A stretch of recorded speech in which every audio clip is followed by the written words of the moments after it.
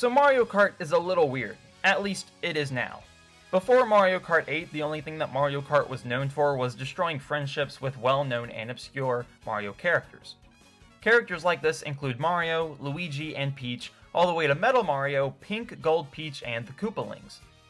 Mario characters that never made it into the main series games for long, or the sports games, kinda now rest here in Mario Kart.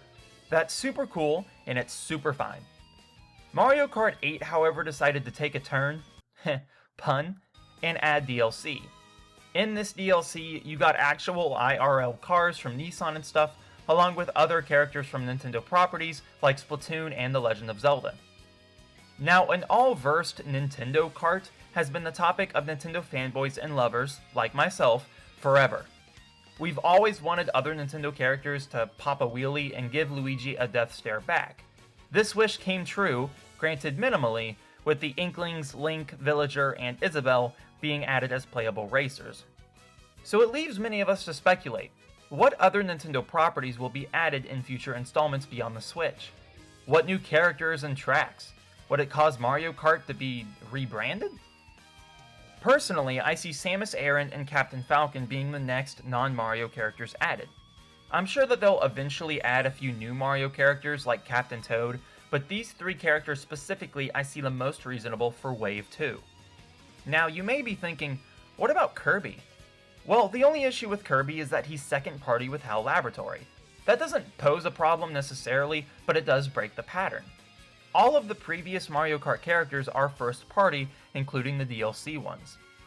As for myself, I would 100% prefer Kirby to be added over Samus or Captain Falcon. However, since those, if I recall correctly, are first party, I see their chances being easier and thus better. Wave 3 I feel would be the most interesting. By now they've added the majority of obscure Mario characters that wouldn't have appeared in sports games, Smash, or the main series. I don't think a Chain Chomp or a Blooper will pass tennis and then go into karting. Instead, I think that we may start seeing second-party reps and possibly third-party. Again, Kirby is amongst the highest second-party rep I see possible for Mario Kart. You could throw in Game Freak for Pikachu, Creatures for Ness and Lucas, or even Intelligent Systems for the Fire Emblem characters. Amongst all of these, I still see Kirby having the highest bid and then Pokemon for second. I don't think we'll see any Earthbound or Fire Emblem representatives for such a much longer time. Not until Nintendo gets officially comfortable with adding more first-party characters in and then test the water with second-party. Oddly enough, I see a few third-party characters getting added in before those second-party ones. Specifically, I'm looking at Sonic and Pac-Man.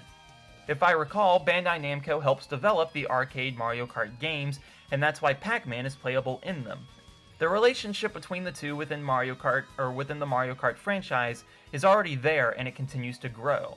So I see Pac-Man much more likely than, say, something from Creatures or Intelligent Systems. Sonic also has his own plethora of racing games. Now, I'm really unsure how Sega will handle this, since they want their characters being played in their own games. But, I mean, you can also argue both the racing games are rivals in the, racing industry, I guess, but Sega has severe trouble trying to find stability in their Sonic franchise. To be completely honest, I wouldn't be surprised if Sega sold out Sonic to Nintendo, or at least became second party under them, by 2025 or 2030 at the latest. Sorry, Sega. So that's about all I got for characters.